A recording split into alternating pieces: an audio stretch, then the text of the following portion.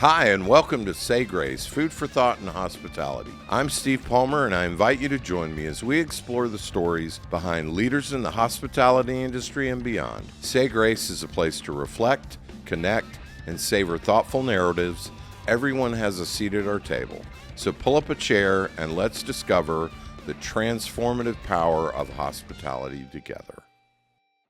I'm very excited today to welcome Kevin Boehm, co-founder and co-CEO of the Boka Restaurant Group in Chicago. After opening 40 restaurants over the last 30 years, James Beard Foundation award-winning restaurateur, Kevin Boehm has established himself as one of the top restaurateurs in the world, a foremost hospitality visionary, along with his partner Rob Katz. Kevin has built a restaurant group based on great chefs, inspired design, and enlightened hospitality. Born in 1970, Kevin grew up in Springfield, Illinois, and told his mother at the age of 10 that he wanted to open a restaurant. After attending University of Illinois for 2 non-consecutive years, he dropped out and moved to the Florida Panhandle to start working in restaurants and embark on what would become a self-directed, on-the-job hospitality education. His first restaurant opened in Seaside, Florida in 1993. By age 30, Kevin had opened and sold 4 restaurants. In 2002, he partnered with Rob Katz to form what in time became Boka Restaurant Group. Eventually, they would open 36 places in less than 20 years. The group's many accomplishments include 18 James Beard Award nominations, 2 Food and Wine Best New Chefs, 13 consecutive Michelin stars, and Chicago's top Tribune list. Kevin lives currently in Chicago, splits his time between LA and New York. Welcome, Kevin, to Say Grace. Kevin, thank you for being here today. We just came off the stage at the Indigo Road Leadership Conference, and I really meant what I said when I have admired you for a long time. Mutual Admiration Society. And just love what you do. But you and I have connected on a deeper level around mental health. And your journey to that. Why don't you talk about that a little bit? Just kind of, because I feel like there are lots of different journeys in mental health, and yours is different than mine. And I feel like in our society, people say, well, if I'm not doing this, then I must not be that, right? You know, if I'm not drinking every single day, then I can't possibly have a problem. And so I was really interested about your story because it's different than mine. I think it's fine. I just heard Rob Lowe say the other day that when he got sober, he thought, well, there it is. I'm never going to have fun ever again. Right. Are you bored in sobriety? No. Neither am I. No. Well, there's this blueprint that gets set out for us very early on in life of what a happy life looks like. And I don't think there's any truth to it. But a lot of it is they're manic moments, not happy moments. Right? And so I mistook manic moments for happy moments when I was younger. I think we both had. Oh wow! I think we both had difficult childhoods, and so when I first opened up a restaurant, and I got that huge adrenaline rush from opening up a restaurant, I was like, well, this is happiness. Give me more of that. Yep. How many of these can I open up? I might still have a little bit of that. Yeah. So it took me a long time to figure out, because after the mania comes a crash. And so, I was in denial because I so desperately both wanted to be happy and zen, but I wasn't. Right. And so sometimes you make yourself believe that you're a certain person. I kind of created an avatar that was this happy-go-lucky zen guy. But on the inside, I was the exact opposite. So, for me, finding happiness and being happy has always been very difficult for me. I found it. I found it at 54 years old. There's an Al Anderson line in a song. It took a while to get here, but I'm right on time. Right. So I guess it all happened in the time that it was supposed to, according to the universe. But it's been really hard to get to this point. But I made it. I survived. How do you know you're happy now? Just you said you thought it was adrenaline. Yeah, and that's a really good question. Like, I remember my therapist saying to me one time, she goes, "Kevin, happy people aren't like happy, happy, happy, happy, happy. They still get sad. They still get depressed." I know it because my baseline is joyful. I still have dark moments and I still get depressed and all that. And I worry sometimes because it's like the person who is in cancer remission, and then they think that every time something happens, they get sick or they get a fever, that maybe the cancer's come back. I sometimes will get depressed or have something happen, and I'm like, oh shit, the depression's back again. But it's not. For the most part, I've constructed a joyful life for myself, and 70 to 80% of the time, I feel peaceful and I feel good. Wow. Okay, this is the only time in my whole life I've been able to say that. This is a new thing for me. So you have 29 restaurants. Something like that, yeah. What's your favorite one? Oh, no, you can't ask that question. Never mind. Kevin, okay. Of your children, who are your favorite? Which one of them is your favorite? Right. I promise they're not going to listen to this. They're not going to listen. People ask me that. I'll ask it a different way. I can answer it a different way. Okay, answer it a different way. There is something about Boka, because so much has happened to me in that space, and I've watched my children grow up in that space, that is nostalgic and emotional. So it touches me in a different way than, say, a new restaurant would. I walk into that restaurant and I feel all the feels. It's got a little bit of everything. How has success and away from personal happiness, more work focused? You had one restaurant, now you have 29. Mm-hmm. How do you measure success now versus when you measured it then? That's a really good question. I think that, because I asked myself, I tied success before to certain goals, to certain standards. It would be like, if I don't pay this off in 2.5 years, or if we don't do at least 11 million, it's a failure. I would set myself up for failure. I'd stick stuff on my horizon that was sometimes unrealistic. And if I hit it, I'd get really excited. And if I didn't, I'd fall apart. And so, success today is, I want to be really proud of it. And so I think that's basically what I do now, is just say, here's what's going to make me feel good about it. I'm going to do the best I can. I know what I have in my mind artistically of what I want to accomplish. And if we can hit that, then I'm great. Okay. I don't tie myself to the end result anymore. I tie myself to the work and what we can get accomplished. And if we put something out there and it doesn't resonate, but I'm super proud of it, I'm going to be okay with it. I might be disappointed in a way, but I'll still be okay with it. There's plenty of things in life artistically that have come out that have not been commercially a success and found an audience later. You look at It's a Wonderful Life. It's a Wonderful Life was a box office failure, and people thought it was too dark, and it didn't win any awards, and it only found an audience because somebody did not renew the copyright on It's a Wonderful Life. And so television started to be able to play it for free because nobody had renewed the copyright. It became public domain. That's how that became famous. Oh my, I had no idea. So great things sometimes don't find an audience. And so now, like even with my book, I'm really happy with my book. No matter what happens with it, it's exactly what I wanted to say and the way that I wanted to say it, and then the chips will fall how they fall. And that's Bottomless Cups coming out in November. Yeah, the Bottomless Cup comes out in Abrams Press in November. Okay. I can't wait to read it. Thanks. I feel like that was just a therapy session for me, so thank you, around how you measure success.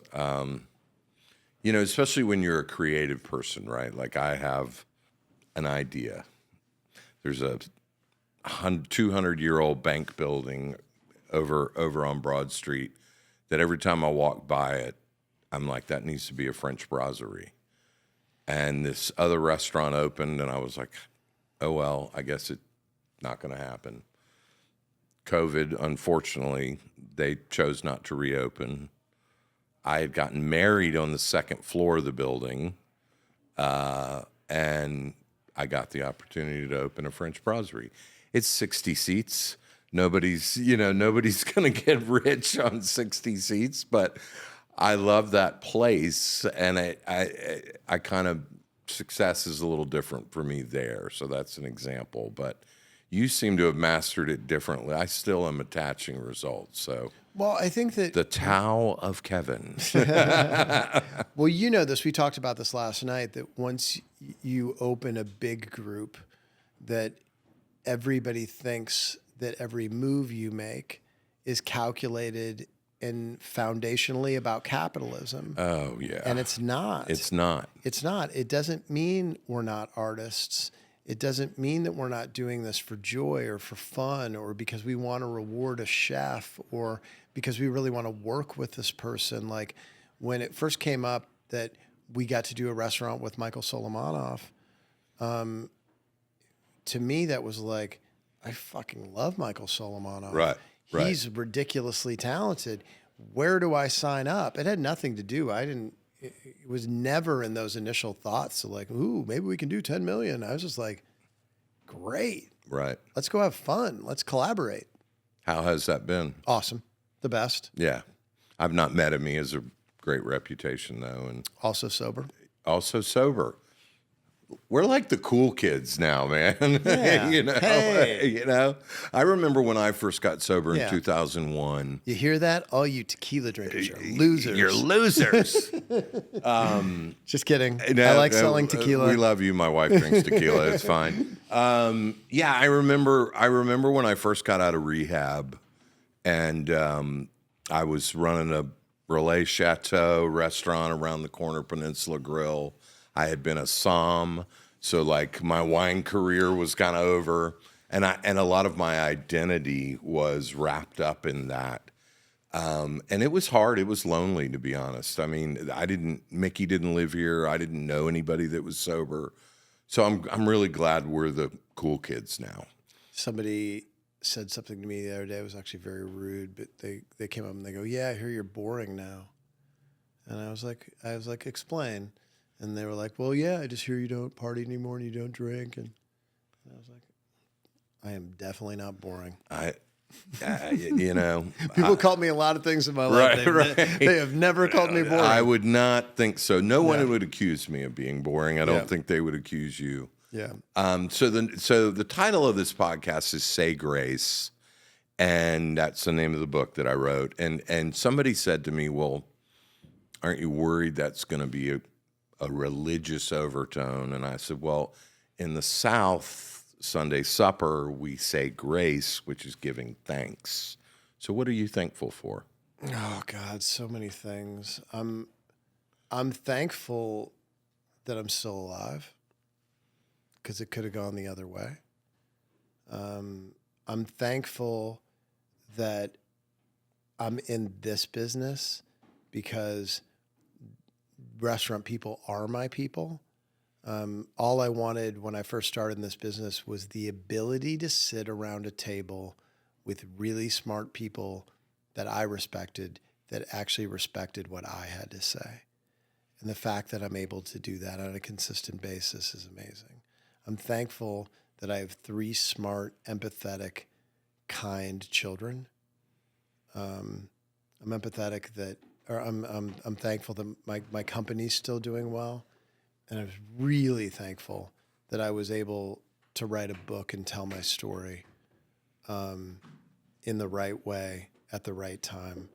I'm super excited for a new frontier. The book Frontier is a new frontier for me, and it's good timing. It was good timing for me to do something else. And lastly, I'm thankful for a really incredible group of friends who've become my family. I love that. I especially love the part about being able to sit around the table with people you respect, and it's very validating. Those heroes that you get to meet, like yourself. No, I mean that. I've eaten at so many of your restaurants before we ever met, and it's really cool to be here with you. Thanks. It's the same, man. It's the same. So you won a James Beard Award. Mm-hmm. Tell me about that. Outstanding restaurateur in the nation, not a regional award, not a Midwest award, but the nation. Well, the first time we were a finalist, I was sitting in my office and I was sitting across Rob and I's desks face each other, and him and I are rarely speechless. We just kind of had our hands in our heads for about 5 minutes. It made me feel like a little kid again. When I opened my first restaurant in 1992, I subscribed to the New York Times because it made me feel cool. And it was at the same time Ruth Reichel started writing for the Times, and I would read her reviews. And to me, those reviews were like science fiction. Oh, yeah. Like, I was like, they didn't even feel real. I was like, yeah, maybe someday I'll visit one of these restaurants, but I'm never going to open a restaurant like this. Right. And so I also, a couple years later, read about, I think it was the third James Beard Award I read about in the New York Times. And I ran down to a friend of mine. I go, "Did you know that there are an Oscars for the food world?" And he goes, "Yeah, that's the James." It was actually Scott Alderson that you know. Oh yeah. He was like, "Yeah, dude, it's the James Beard Awards." He knew it, and so I was always like a little kid dream. And so when we actually got to go and walk the red carpet and all that sort of stuff, it was really fun. And we were nominated 4 times before we won. But I'd kind of, at a certain point, thought, well, we're not going to win, you know? Yeah. But it's been really fun to be nominated. But the night we won, it was just so fun. It's, maybe it's passe or not cool to be excited about winning an award, but I was freaking excited about it. I got to hug Rob. We got to celebrate. I think I whispered something to Rob. I was like, "Does this mean we know what we're doing?" We had this big hug on the stage, and I got to go up there and thank the people that helped get me there. And it was like the culmination of a really long journey, from homeless in my car to winning the Beard. Yeah, was a hell of a journey. That's a hell of a journey. And that night was about as much fun as I could possibly have. That's awesome. I had saw Brian Canlis early that afternoon, and they were up for an award too. And Brian goes, "If we both win, what are we going to do?" And I go, "If we both win, I'll meet you at Wiener Circle at 4:00 in the morning."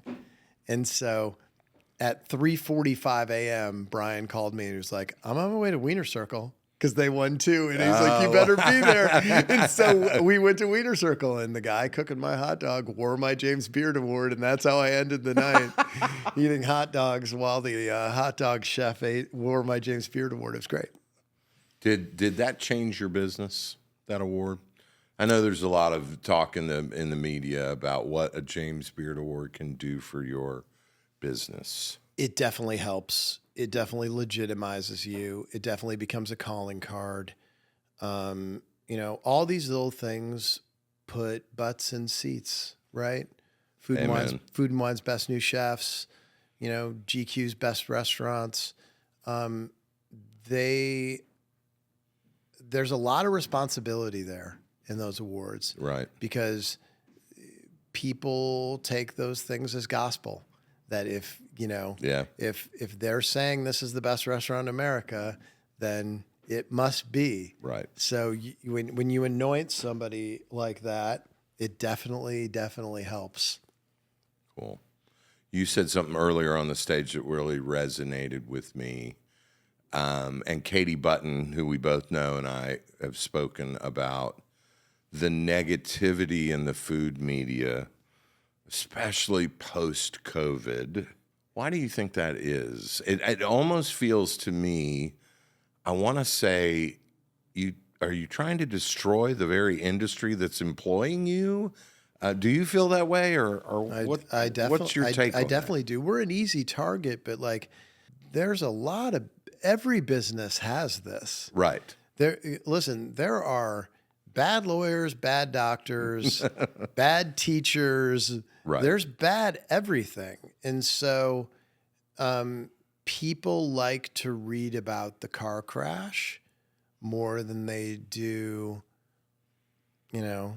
flowers and candy for some reason. I wish we could change that. And so I think that, certain journalists are running after, modern day Woodward and Bernstein. They want to like, hey, oh my God, I uncovered this. Let's destroy this. Yeah. Let's destroy this person. And so it's dangerous. It's fucking dangerous, man. I know. And so I think balance in life is really important. I think that people that are really bad should be called out on it. And I think that people are doing really good things should be called out on it. And I think there should be equal balance. And so, like, I liken my feed on Instagram to what I keep in my pantry. If I keep Oreos and Ding Dongs and Twinkies in my pantry, eventually I'm going to eat them. Right. It's going to be 11:30 one night, and I'm going to be freaking hungry, and I'm going to be like, yeah, screw it, I'm going to eat a Twinkie. If I keep negativity and hatred in my feed, if fucking Kanye's in my feed, I'm going to look at it, and I'm going to absorb it, and it's going to affect my energy. Like, I love positivity. I do too. If you look at what the stuff I post, and I do a lot of long form writing in my posts, I try to post positivity. That's what I want to surround myself by. So I think that I'm trying to coin this phrase, instead of ignorance is bliss, ignorance is bliss. That, back in the day, how do we judge people? We judged a lot of people on what they read, what they listened to, what books they had on their coffee table, what kind of music they listened to. Now you can judge people on what they don't listen to. Like, if all you read is Page Six and bombastic posters on Instagram, then you're going to be a negative person too, man. Yeah. So I choose to follow Jay Shetty. I love Jay Shetty. And that's going to set me in the right direction in the morning. And so how I start my mornings, whether it's a book on tape or a podcast or the music I listen to go with my green tea. I mean, listen, green tea's got caffeine in it. If it's fueled by the wrong person that's accompanying it, I can get all riled up. Or Sure. I can be properly adrenalized by some really beautiful energy. So that's what I choose. Do you think that the industry as a whole has gotten more positive, I think internally it has. so the food media is off. Yeah, I think internally we have. I think we started to embrace each other a lot. I agree. Like, I've never had so many friends in the industry in other cities as I do now. And a lot of that had to do with COVID and the IRC and all those things, and talking to people. And, there was like a moment in time where I was like the PPP student. Like, that was my role in the IRC, was like, Kevin, learn everything you can about PPP. And so I was like, I was getting, I don't know, at one point, 20 to 30 calls a week from restaurant companies saying, hey, would you explain this to us? Can we do this? What can we do with this? And so through that, I built all these great relationships. So awesome. It was awesome for me now, because I feel like I have some like real compadres and friends and some supporters, people I can turn to. That's awesome. That's what I love about. I say we're the best people. I'm always like, restaurant people are the best people. They'll do anything for you. I would argue there's not At our best. At our best. I'm assuming about positive, I guess. Yeah. You won't find a more charitable group of people. I mean, the Heart Association, the Lung Ball, like the millions of charities a year in every city. We get asked and we say yes. We get asked and we're like, sure, yeah, okay. What do you need? 700 plates. Hopefully there's some sort of karmatic equation there where we get paid back. I think we do. I think we do. We've already talked about the fact that you're sober. What was the moment you knew you had to change? I had a near-death experience at my own hands. I was, a bipolar manic depressive who never got therapy. And I had this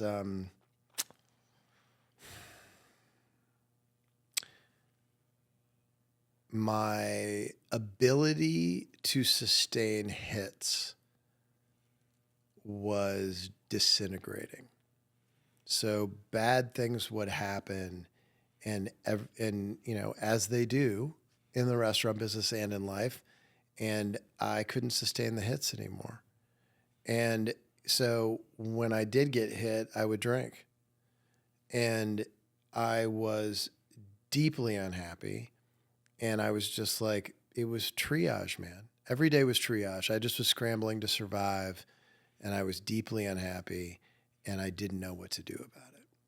And so, rock bottom's a gift. It is. I talk about the gift of desperation a lot. Mm-hmm. Dax Shepard talks about the 36 entries he has in the front cover of his Alcoholics Anonymous book. And all of those he thought were rock bottom. I know what my rock bottom was. Right. And, waking up on, the cement floor of a balcony in 2021 in Los Angeles, nothing says loneliness and desperation like waking up on Sunset Strip. Right. Hungover. And that was it for me. And I've always been an extremist with everything, from opening up restaurants to working out. If I wanted to get into good shape, it'd be like, well, I'm doing 2-a-days for 6 months. Right. And so I said, okay, in successive order, I'm going to stop drinking, and I'm going to go to do ayahuasca, and I'm going to get a therapist 5 days a week, and I'm going to go to the Hoffman Institute, and I'm going to take a leave from work for a little while, and I'm going to study Buddhism. And I did all this stuff at the same time, and I basically threw the kitchen sink at it. I just was like, all right, if I'm going to keep living, I'm going to do it in a different way. And whatever that means. And at that point I was like, whatever that means, if that means I have to leave the restaurant business, if that means, I have to become a completely different person. And what ended up happening is I'd figured I'd kind of been this avatar my whole life. And what came out of it was, there's a great Miles Davis quote, which says, it took me years to learn to play like myself. I didn't learn to play like myself till I was 52 years old. Yeah. And so I, and finally it all kind of happened. I woke up one morning and I was like, it takes a while. You don't just wake up one morning and like, boom, I'm happy. But you have this sustained couple of months to where there's no lows. And I was just like, I think I'm okay. That's a really peaceful feeling. Yeah. I walked on it was 22 years ago. I had done the 12-step, I went the 12-step route, and I had done the 5th step where you'd written all your resentments and your fears and shared them with another human being. And he, my AA sponsor, and he said, I want you to go take a walk on the beach. So I went out to Sullivan's Island, and it was the first time I didn't feel better than anybody, but I didn't feel less than anybody. I thought, I'm just a part of the human race. I'm okay. I'm not the worst guy in the room, and I'm not the best guy in the room. And that was a very peaceful feeling for me. You're one with everything. Yeah, that was the first time I was like, okay, I am walking among these folks, and I'm just okay. And it was great. I love that. I brought up Simon Sinek before. I love him. But the idea of the infinite game, the idea of like, I'm not trying to win.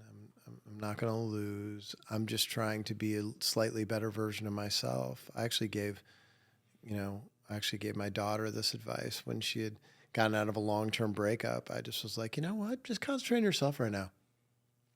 Read some really heady, read Ulysses. Yeah. You know, I mean, like, you know, watch 8.5 and The Bicycle Thief. I mean, like, you know, do some stuff that is going to make you a more worldly Renaissance person, you know? Yeah, that's great. What do you think's the biggest misconception about you? I think that a lot of people, it's been different over time. I think when I was young and I had restaurants, people just thought, oh, it's some rich kid that got money from his parents, you know, oh, that guy just like floats through life and it's easy. And like, I think a lot of people think that I've had an easy life. Gotcha. And for a long time, that was okay with me. I wasn't going to disagree with them. I wasn't like, I wasn't obsessed with saying like, you don't know how bad I had it. I was like, that's fine. Yeah. Great. That's like, all I care about is you have a good time in the restaurants. I don't need to like bring the room down and say, let me tell you what my childhood was really like. Oh yeah. You know? And so, but at a certain point, I was tired of people not knowing who I was. Like, when I say I was an avatar, I even changed my voice when I was in the restaurants. It was like, hi, welcome, how are you? Oh my gosh, right this way. Right. I had developed a hospitality voice. It's kind of dumb. I don't even know why I did that. I was this kind of hillbilly poor kid from Springfield, Illinois, without a lot of style. And I wanted to create a version of myself that was, you know, hospitable and smart and stylish and all these things. Right. So people couldn't tell who that other person was. I wanted to make that person not exist anymore. I didn't like that person. And so now I understand I'm the sum of everyone and everything that I've ever done. Yeah. And I'm proud of that. I don't want to hide away from that. I'm glad I'm this person. That's beautiful. That's powerful. Couple more questions and then I'll leave you be. I like this. Yeah, I love this too. This is therapy. Yeah, it is therapy. It's totally therapy. I don't have a partner like Rob for you. Mm-hmm. We have partners. We have, you know, chef partners. You met Kimball, but I don't have sort of a peer-to-peer. How's that relationship been for you? It's really good. You know, in its simplest form, you have somebody to raise a glass with when things are good, and conversely, you know, somebody to hug when the chips are down, you know, which I wish I had a lot. And so, you know, there's a feeling out process. I think when you first become partners with somebody, there's the initial joy of it. And then you figure each other out and you figure out how you're different and you have to compromise and all that things. It's pretty easy for us. You know, the big joke always is that I would walk into the restaurant and I would turn the lights up and I would turn the music down, and Rob would come in and turn the lights down and the music up. And it was kind of this game for a while, and we looked like morons. But we figured it out. We like, okay, let's compromise here. He was a little more clubby. I was a little more fine dining, and we've morphed into more of each other. But it's great. You know, it's tough when you're solo because you want to vet your ideas. You want there to still be people that tell you, no, that's a good idea, but you want them to be on the same level as you. You don't want like the guys that hung out with Elvis all the time be like, you're right, Elvis. No, that's great, man. You're the best, Elvis. You know, take more pills. You're good. Take more pills. No, that's smart, man. Listen to the Colonel. Yeah. You know, that's I like it when somebody says, dude, that's a bad idea. I'm like, okay. On to the next one. Yeah, okay, me too. I always say I don't need to be right, I need to be successful. Yeah, that's right. I do not need to be right. What's the word hospitality mean to you? It's, there's so many good little sound bites that people have come up with. Will's got a great one, which is like, service is black and white and hospitality is color. I like that. It's really good. And, Maya Angelou has the quote that's like, the first time you ever talk to someone, years later, you might not remember the dialogue, but you'll remember how they made you feel. Right. We use that. Yeah. Use that. That was not scripted. We use that a lot. Yeah. So those two things speak a lot to them. But, I brought it up today in the speech about Bruce Albert. Service is rules. Serve from the left with your left hand. Yeah. Hospitality. When Bruce, I told this story today of like I walked into like my first really fine dining restaurant, and there was this like bombastic, cussing, loud, drunk guy next to our table. And when I opened up my menu, there was a Post-it note inside that said, "Dear Mr. Boehm, the guy on your left is an asshole. He'll be gone soon." And I was like, whoa. I was like, you can do that? I was like, and so that was hospitality. He was like, God, this poor kid's on a date. And he was concerned with how I felt. Right. And so he was like, I'm going to do that. I'm going to use a little humor and I'm going to do this and it's going to make him feel better. And so it's looking for moments where you can interject yourself to make somebody feel better inside of a space. Oh wow! Good thing we're taping this. I love that. No, I love that. What are you afraid of? And it can be business or personal. What's the fear? Man. Okay, let's see. How honest am I going to be here? Real honest. Dig in, Real man. honest? Dig in? Yeah.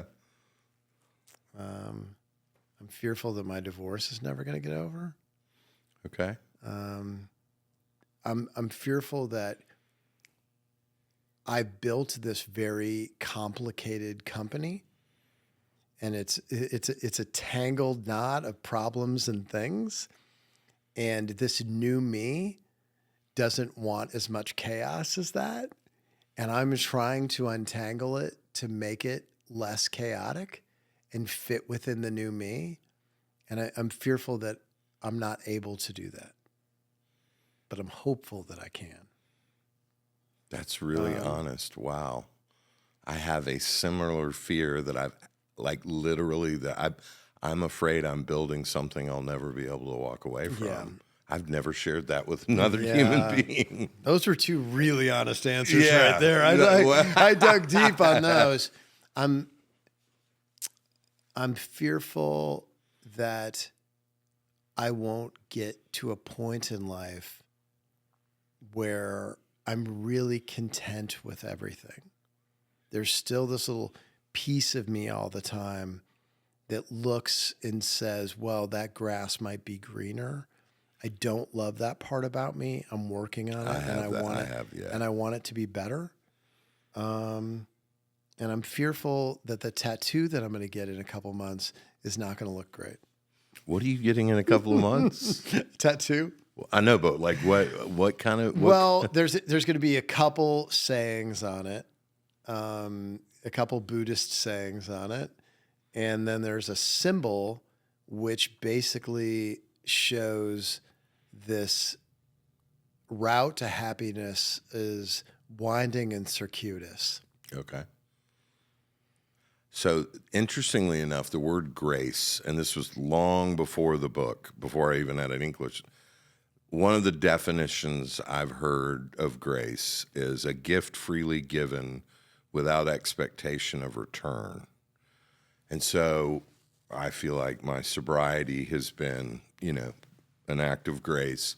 So I was like, I'm going to get the Japanese symbol of grace tattooed on my arm.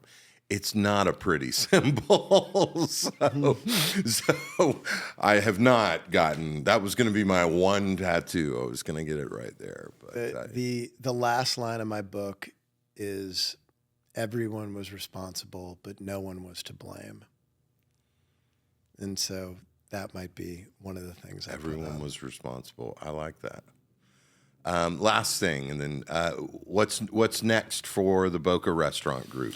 We opened Zarella, which is a pizza place in River North in our old GT Fish space with chefs Chris Pandell and Lee Woolen, doing a tavern. I remember GT Fish. Yeah. Yeah. We're doing a tavern-style pizza, artisanal pizza, and a gluten-free pizza. And it's just kind of an old-school pizzeria. Where we just announced yesterday that we're doing a restaurant with Brian Lockwood, who was the chef de cuisine of Lev Madison Park when they were the #1 restaurant in the world. American contemporary restaurant there called Gingy. We're about to open a restaurant called Elliot Astor in St. Petersburg at the Vinoy Hotel. I'm excited for that. Lee Woolen. We're moving into Tampa, so I'll be down for a meal. Nice. Yeah. And then we're doing Momotaro in Nashville. Mm-hmm. So a few things on the Are those all this year? Those are all this year. And then my book comes out later this year, and so I'll go on book tour. And so that's gonna be fun. You got a big year, man. It's a big year. And then, I have 3 wonderful children that have all kinds of stuff going on. So obviously they're all integrated into those things. So cool. Kevin, thank you for being on Say Grace, Food for Thought and Hospitality. I was honored to be here. And thanks for coming to Charleston. I love what you guys are doing here. I can tell real quickly, you walk into a room and you can tell when people love working for a company, and I could tell people love working for your company. So congratulations. Thank you. Thanks for tuning in to this episode of Say Grace, Food for Thought and Hospitality.